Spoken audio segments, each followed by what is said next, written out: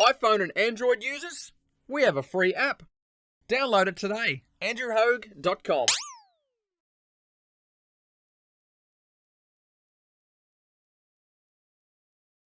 AndrewHogue.com, Australia's only 24/7 metal radio station, established 2012. We're here at the Good Things Festival 2023, and a band that's no stranger to our territory, and we welcome them back again, is Eric from PREVAIL. Welcome back to Australia again. I think you've been here, what, 4 times? I think this is our 4th time now, Fourth man. time, yep. So it Yeah. kind of feels like home here, you know. Everything's kind of the same when we come to Australia. A lot of bands say that, you know.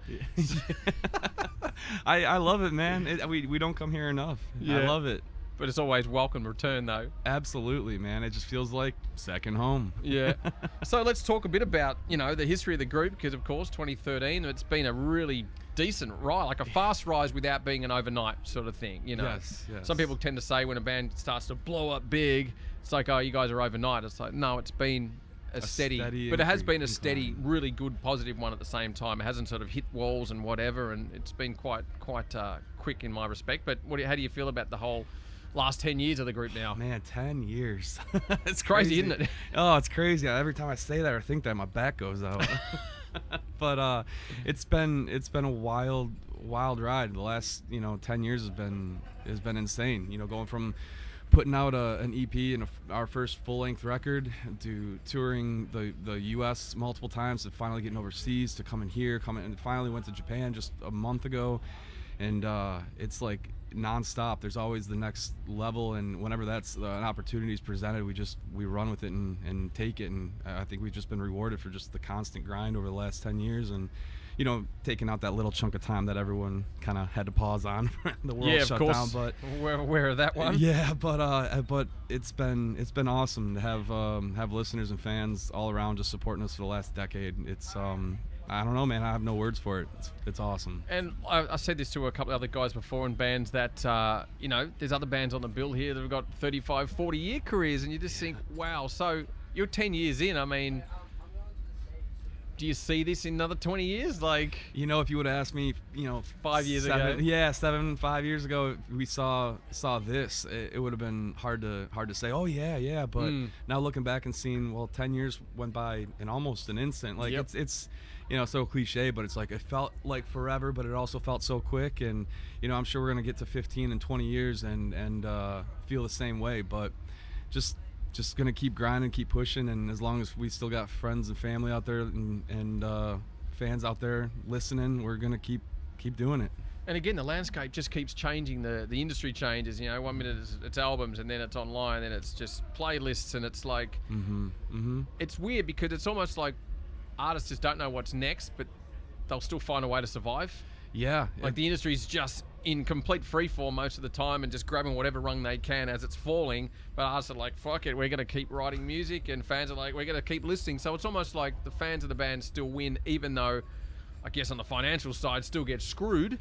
And then we look at inflation as well. So do you guys ever sort of keep up with what's sort of happening in the current state? And there's AI shit now, and it's like, man, it's overwhelming. That AI shit's scary, man. But I think it's if you want to do music for fun, that's fuck yeah, man, do it. But if you're trying to make this a career, you got to look at it like one, it's a business. So if your avenue to reach your fans is through, as much as I hate it, social media and the Instagram and the TikToks and all that shit, you have to just keep up with it and find clever ways and be authentic and to reach your fans, and your fans will see that. As long as you can find a way to feed your content to your fans, if you're being authentic and you're writing the shit that you love to write, and you're finding ways to express yourself and find those avenues to reach your fans, I don't know, man, I think it all just comes to being authentic and keeping up with the times.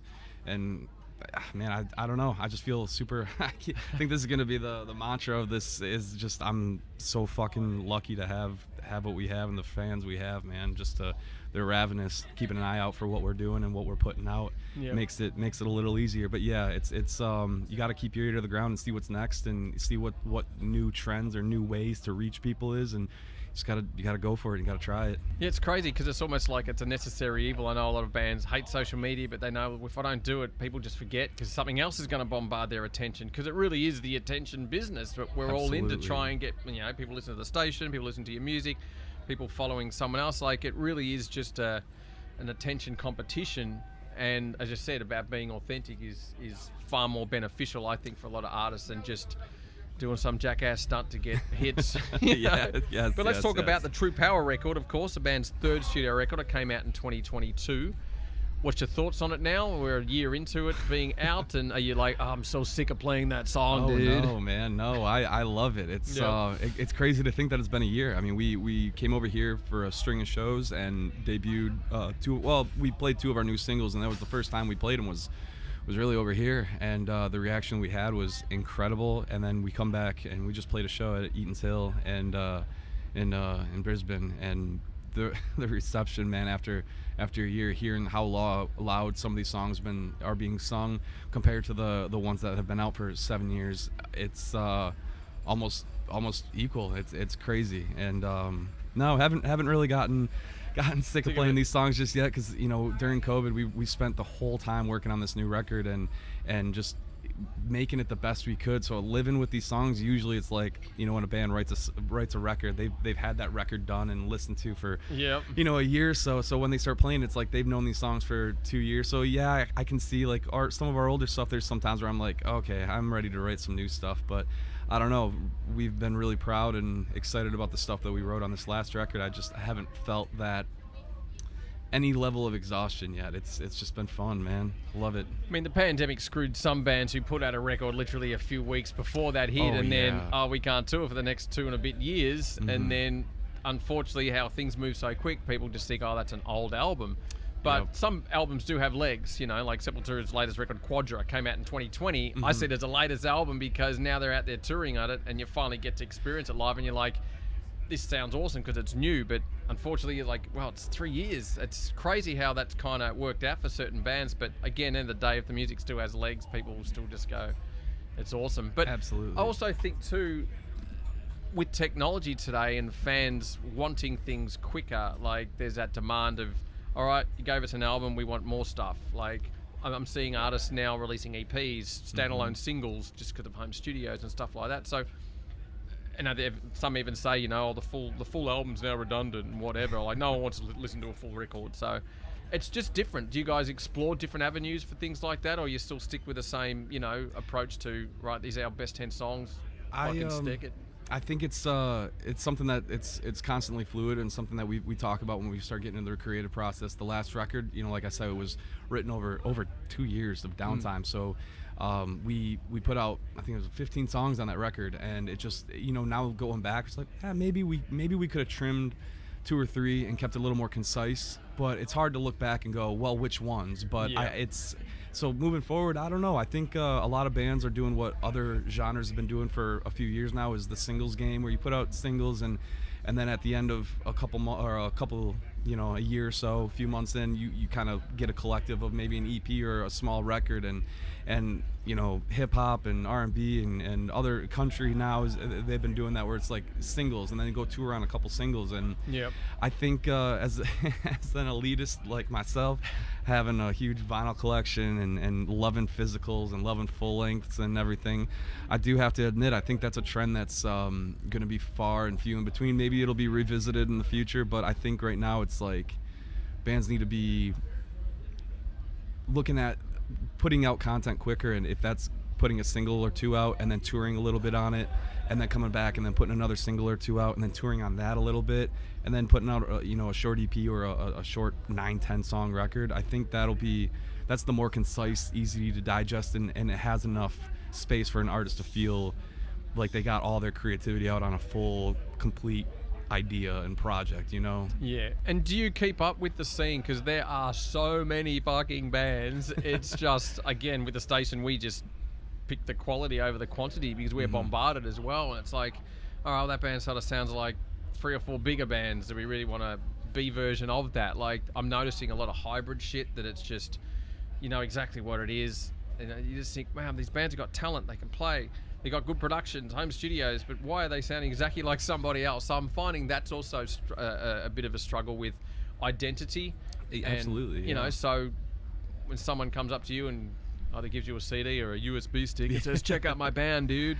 Do you care? Do you check it out? Do you sort of just go, there's too much out there? If someone tweets at me or messages me or whatever social media I'm using, and posts something or tags me in it, yeah, I'll give it the 15-30 seconds, and if it catches me in there, then I'll check out the rest of the song. And you know, if that song does it for me, then I'm going and checking out their Instagram and seeing what they're posting, or their YouTube and see what videos they got. And there's, I don't want to say few and far between, but you know, I'd like to, as a fan of music and the love of it, I'm trying to keep up with what's cool and what's new and who's doing what. And especially after COVID times, having these bands that get locked down and shut down and working on projects like we did. You have bands like, I don't know, I said during that, I felt like it was a renaissance coming. You know, we're gonna have all these kids that were sitting at home, you know, from their jobs, and that music was like their hobby that they had a dream in. Yep. Well, now they're at home and they get time to work on something, and we're gonna see creativity, we're gonna see new things. And then bands that were like us, taking off the road or just put out a record, now they got to decide, okay, is this time to like really work on some new stuff and recreate the